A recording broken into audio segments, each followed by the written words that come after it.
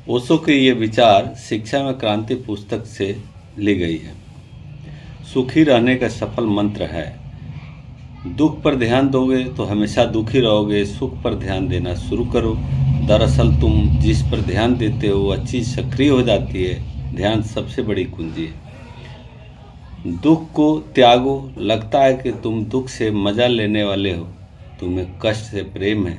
दुख से लगाव होना एक रोग है, यह विकृत प्रवृत्ति है, यह विक्षिप्तता है, यह प्राकृतिक नहीं है, यह बदसूरत है।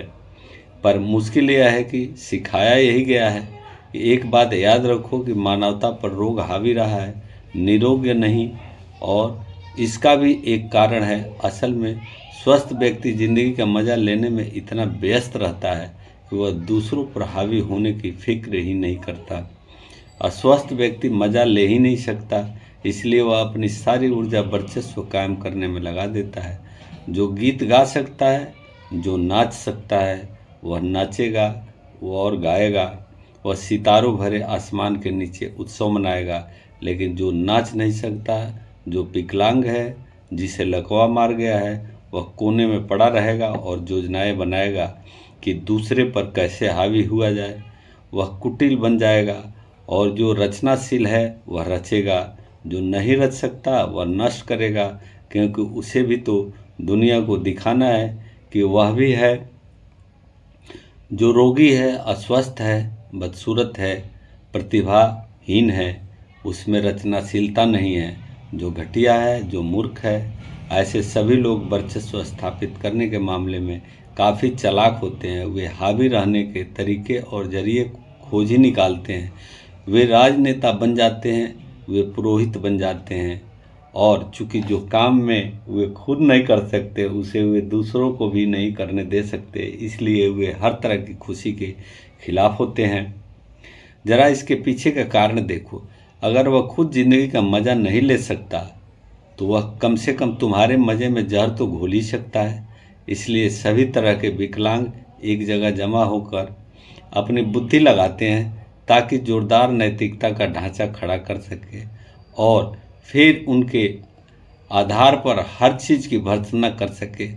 बस कुछ न कुछ नकारात्मक खोज निकालना है, वह तुम्हें मिल ही जाएगा, क्योंकि वह तो समस्त सकारात्मकता के अंग के रूप में होता है जो उसके पास है ही नहीं, इसलिए वह विकलांग है।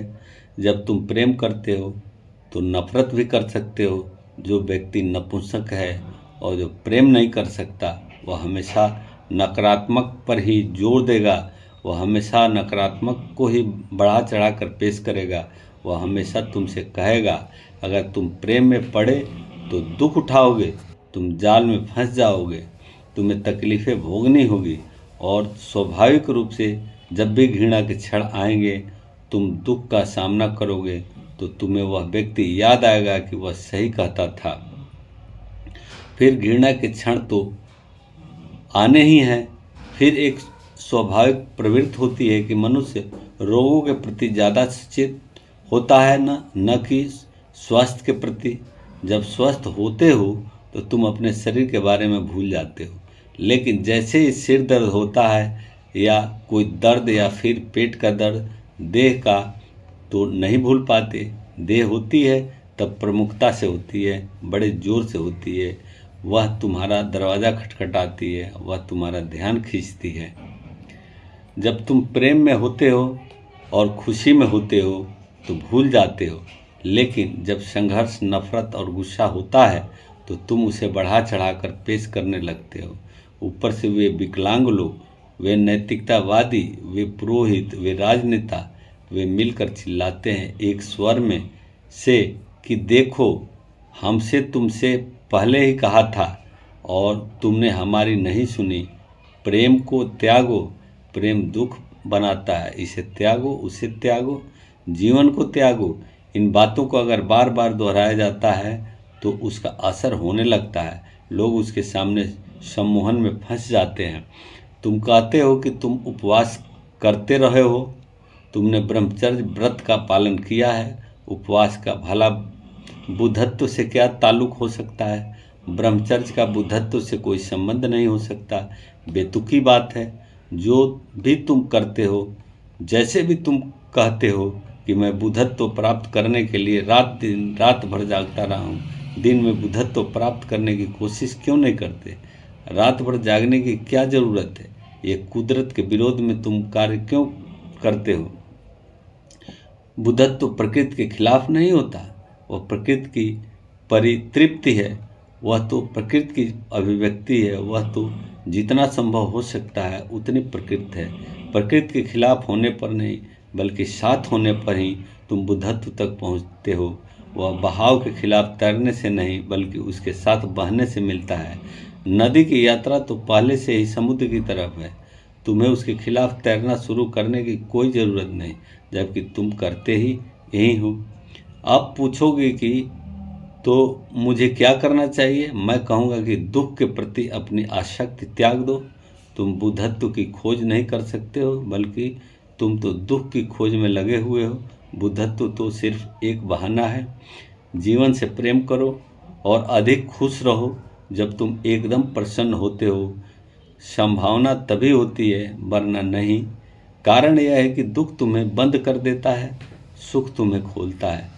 क्या तुमने यही बात अपने जीवन में नहीं देखी? जब भी तुम दुखी होते हो, बंद हो जाते हो, एक कठोर आवरण तुम्हें घेर लेता है, तुम खुद ही सुरक्षा करने लगते हो, तुम एक कवच सा ओढ़ लेते हो।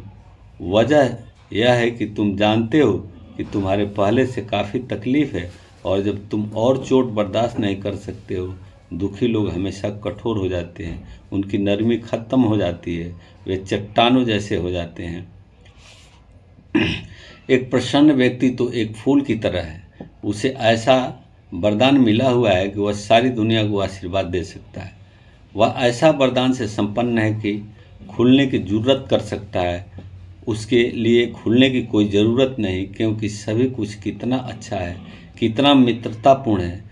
पूरी प्रकृति उसकी मित्र है। वह क्यों डरने लगा है? वह खुल सकता है, वह इस अस्तित्व का आतिथ्य बन सकता है। वही होता है वह क्षण जब दिव्यता तुम में प्रवेश करती है। केवल उसी क्षण में प्रकाश तुम में प्रवेश करता है और तुम बुद्धत्व प्राप्त कर सकते हो। जिंदगी में जो करना चाहते हो वह जरूर करें। ये मत सोचिए कि लोग क्या कहें। ईश्वर को खोजने से ज़्यादा अच्छा है अपने जीवन को सुंदर बनाना। न भोग, न दमन, वरना जागरण।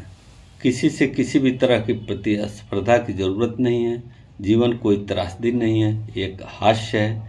प्रेम की कोई भाषा नहीं होती। प्रेम का फूल मौन में खिलता है। ज्ञान को केवल दिमाग से प्राप्त नहीं किया जा सकता, इसे अनुभव से भी प्राप्त किया जाना चाहिए। जीवन में विश्वास करना है तो पहले खुद पर विश्वास करें। जीवन का सबसे महत्वपूर्ण काम है खुद को खोजना। सफलता कोई मूल्य नहीं है। एक आदमी बुरे काम में सफल हो जाए, इससे बेहतर है कि एक आदमी भले काम में असफल हो जाए।